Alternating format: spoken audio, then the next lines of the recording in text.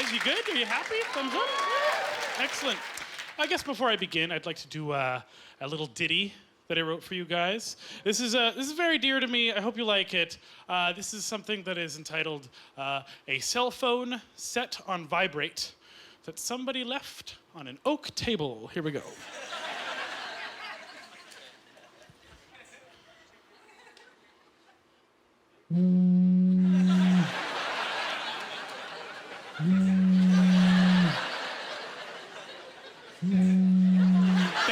Thank you very much. Yeah, off to a good start. All right. So I went to a buffet recently, and I was waiting in line, and they had a sneeze guard over all the food with a heat lamp on the sneeze guard that had a sign on it that said, "Caution, hot surface, do not touch." But underneath that, it said the same thing, but in Braille. Yeah. You'd think that the fact that it's a hot surface would be enough information for the blind. Because, like, I don't think a blind person's gonna come across a bumpy sign and be like, oh, what does this say? Ow, ow, ow, ow, ow, ow, oh! That is hot right there. Thank you, sign. You're a pal and a confidant. That's mean, man. That's like going up to a blind person at a crosswalk and then like nuzzling up behind their ear and saying, beep boop, beep boop, beep boop, beep, and then they die, and that's not nice. A nice little... I want to do another little ditty for you guys, if I may. And this is entitled, one of those colorful plastic tubes that you get at a dollar store, and when you turn it upside down, it makes a noise. Here we go.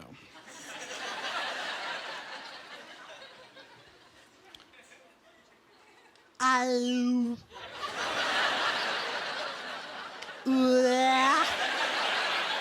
Ow. All right, that's it. That's the joke, man. All right. I guess, by a round of applause, how many people here are currently in love right now? Oh, okay. Well, good for you. Good for you. That's an awkward question to ask people usually, because it's like, you gotta check with the person you're sitting next to make sure. You're like, hey. Oh. No. Apparently not. Or else it's like, oh, shit. You know, like, I guess so. My friend Ivan was asking me, well, how do you know when you're in love? It's a weird question. And for me, love is like lobster. And hear me out, because, you know, with lobster, just like love, you gotta put work into it. You gotta get your hands in there. You gotta, like, break the shell to get to the meat that's inside there. And there's not a lot of meat that's in there, folks. So you gotta savor every moment. And it's expensive. And when you're done, you're like, that's it? It's never quite enough, you know? And you look around the room and everybody's still eating their lobster and they're so happy, you know? And then sometimes you look on the menu and it'll be like really cheap. You're like, how is this so cheap? And then you get it and you're like, oh, that's right, because this isn't even a lobster. That's right, this is something else. This is just a hand job at the back of a Greyhound. And that's not the same thing as love, you know? And some people are allergic to lobster, and they'll go through their whole lives without knowing what lobster tastes like. And maybe they're like smiling on the outside, but you know that they're dead inside. And maybe you're like me, where you'll take one bite of your lobster and you'll eat it and you'll be like, this is amazing. I have never been happier. And then you dip the lobster in the butter, and then the lobster is like, you're smothering me. And then it stops returning your text messages, and then it deletes you on Facebook, and then it calls up its friends in the middle of the night to complain about you while it burns a bunch of pictures of you at a costume party 2 years earlier. And the next thing you know, your lobster is gone. And you're back to square one, you know, lying in your bed late at night with a laptop on your chest, and you got a discarded sock in one hand. And you're eating shrimp, you see? And all your friends are like, don't worry, Adam, there's other crustaceans in the sea. And you're like, you don't understand, this was lobster. I'm not gonna go out and have any kind of seafood. I could get crabs. See what I did there?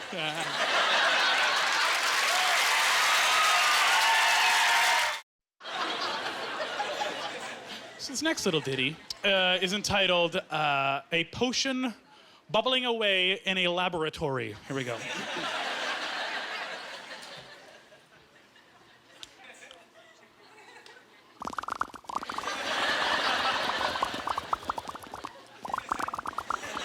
All right, it's a subtle one. Okay, we're good. We're gonna move on.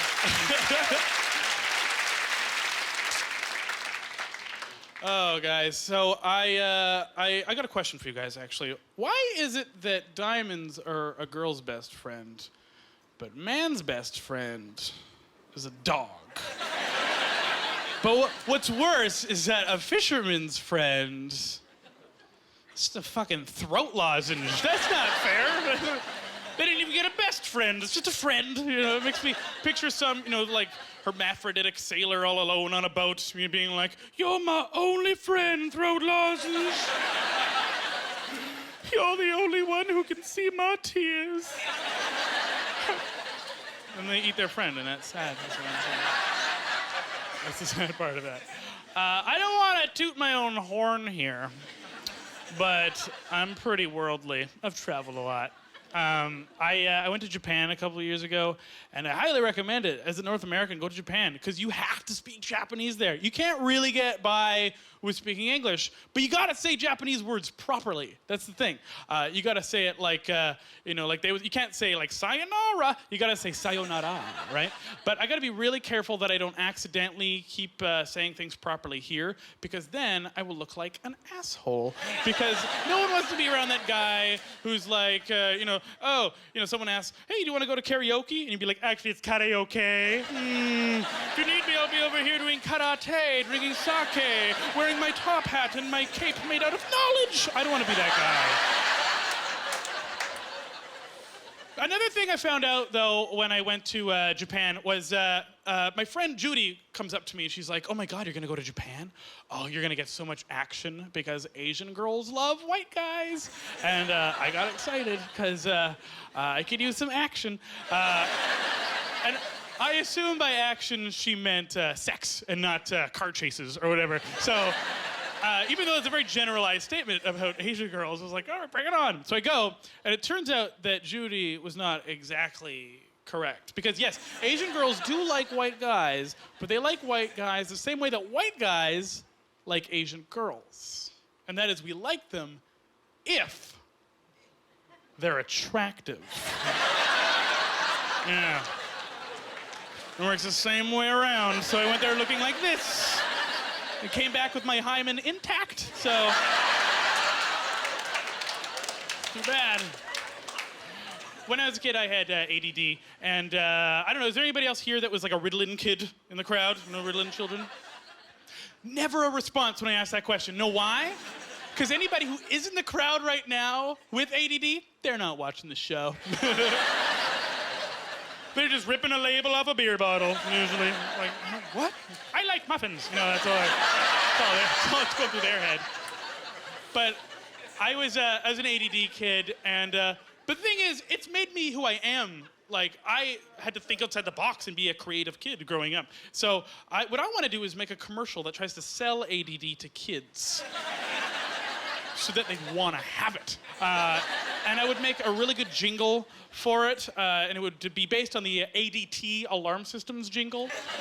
If you don't remember that from like 1992, it went, ADT, we're home even when you're not, right? But this jingle for ADD would just go, ADD, we're...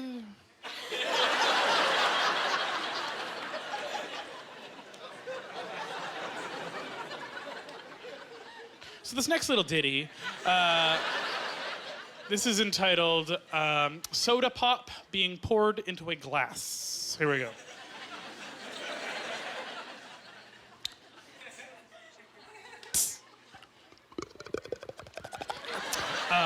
It's another quiet one, another subtle one. All right, that works. That works. Oh, guys. I want to talk a little bit more about this. I don't know if you guys are like me, where instead of finding a source to a bad smell in your house, you just burn incense. to mask the smell, and it works really, really well. I recommend it. I go to the dollar store to get my incense, and they've got all the usual smells. They've got, like, you know, lemon and sage and all that stuff, but they've got this weird, like, ebony culture section of incense, like ebony musk, and there's like a woman being like, ah, and I'm like, okay. And I saw this one. It's an incense called Black Love incense, and what it is, it's just on the box is a picture of an African-American woman in a hot tub, like surrounded by flower petals, and she's like really sexy and like shiny for some reason, like she's covered in butter or something, and she's got a flower in her hair, and there's an African-American gentleman behind her holding onto both of her breasts with one arm, and he's all shiny for whatever reason. And I'm looking at this box of incense, and I'm like, what does this smell like?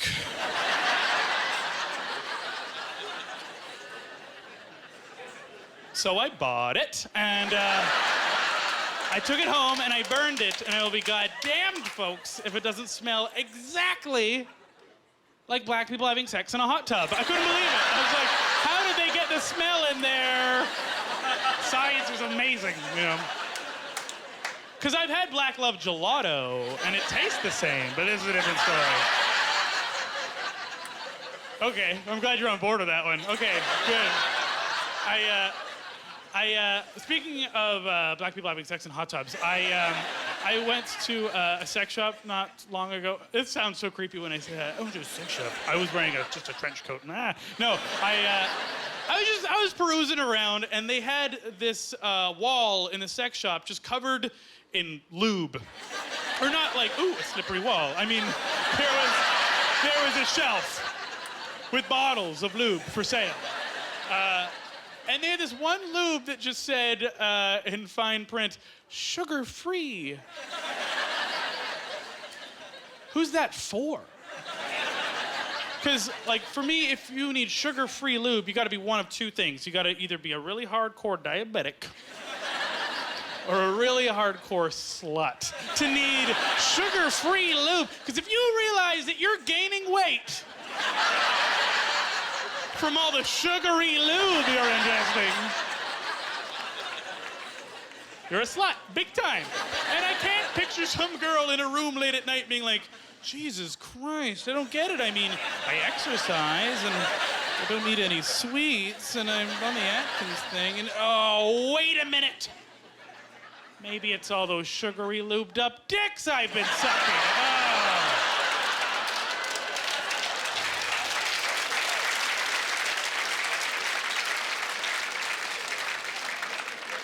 Yeah, they should really come out with some kind of sugar-free lube. That's ridiculous, man. The thing is, sugar-free or sugary lube insinuates it's flavored. What? The last time I checked, your vagina doesn't have taste buds. So it means it's for your mouth. Your mouth is already lubed up. There's spit inside. If you need to lube up your mouth, drink a glass of water. Don't put stuff in your mouth, because if you have a mouth that dry, you'd better be able to mummify small dead animals in your mouth. You better be able to take a dead baby squirrel, put it in your mouth, and then time-lapse to the future, and then bones and dust and a ghost come out.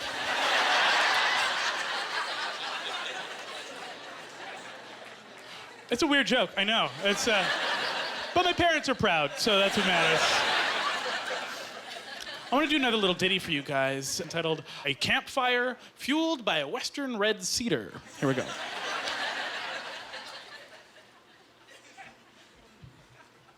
And it helps to close your eyes and suspend your disbelief for this one.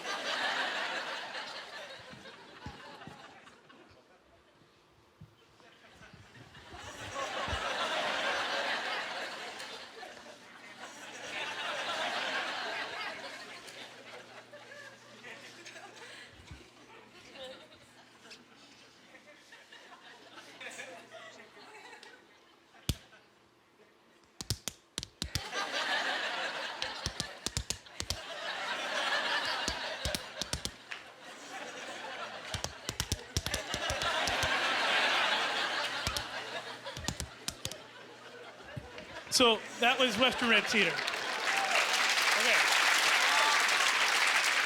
Okay. But wait, there's more. All right, now let's hear. That's what cedar sounds like. Now let's try birch. Okay.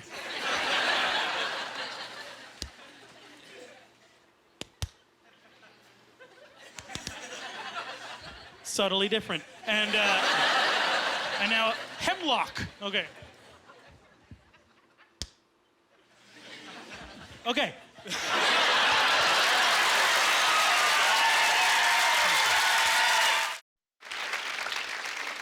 This is something that I found out this year about living in Canada. When you turn 85 years old, you get a letter from the Premier. Start drinking carrot juice, folks, because if you make it to 85, you get a Xeroxed letter from someone who doesn't know you. That's great. And then apparently when you turn 90 years old, you get a letter from the Prime Minister. Moving up.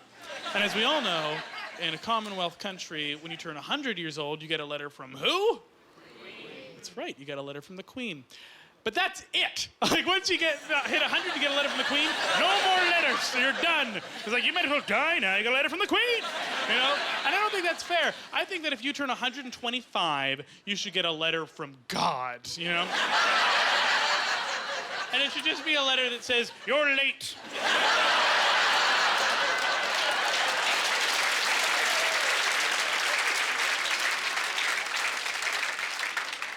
Where have you been? I've been worried sick. Sincerely, the notorious G.O.D. Keep it real, because that's how God writes letters. I found this out, too. In Canada, this is a rumor that I heard, and so settle down. You don't even know what I'm about to say. I've heard this, this is a rumor that there is, going around the Canadian Mint, is that they're going to come out with a $5 coin.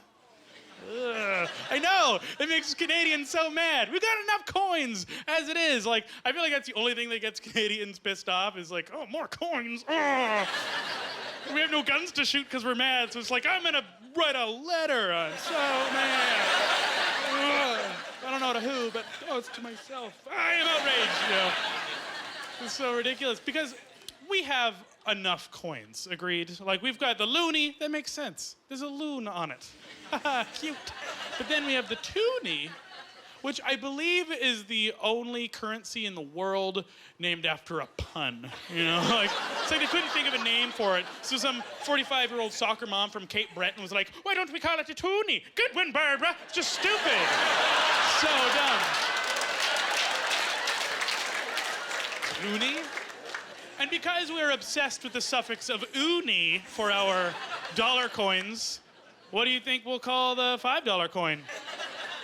That's right, the foonie.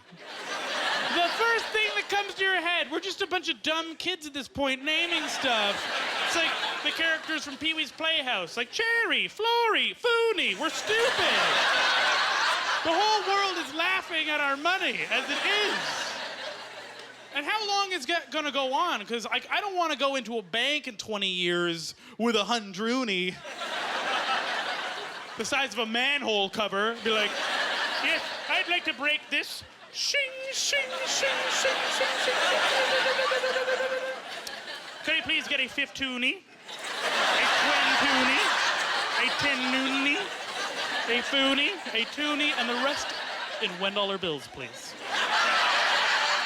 Because they'll bring back the $1 bill, because it's retro. Okay.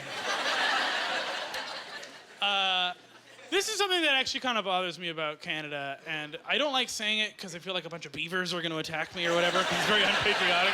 But I'm not a huge fan of the way Tim Hortons presents himself, because Canadians treat it like this patriotic staple. It's like, yeah, tears coming out of my eyes from how patriotic I am towards this coffee and donuts place. That's weird, because it's just a coffee and donuts place, and I think that it's kind of tacky that when you go in and you get the coffee, they're like, well, how many creams and sugars would you like? I like to do that myself, because I like to pretend I work there. I'm like, But, so it's double, single. But that's not a big deal. But what I don't like is when people call it Timmy Hose. Like they're saving time saying Timmy Hose. And it's like, some people shorten it even further than that. They'll call it Timmy's or Tim's. I just shorten it even further. I just call it I find it gets the point across really well. It's like, where are you gonna go for lunch? When are we gonna go to... Oh, I get you. It's like Timmy Hose doesn't save any time. It's the same number of syllables as Tim Hortons, Timmy Hose. It's not like someone's gonna say, hey, where'd you get that donut? And I say, oh, I went to Tim Hortons. They're not halfway through the word Hortons gonna be like, oh God, blah, blah, blah. When is he gonna finish talking? I wish he would just say Timmy Hose and get it over with. It's ridiculous. I think, though, that Timmy Hose kind of sounds like a whorehouse for kids, too, doesn't it? It's like, hey, Adam, where'd you get that tiny little prostitute? Oh, I got her at Timmy Hose. Yeah, but it sucks because they put the cream in for you.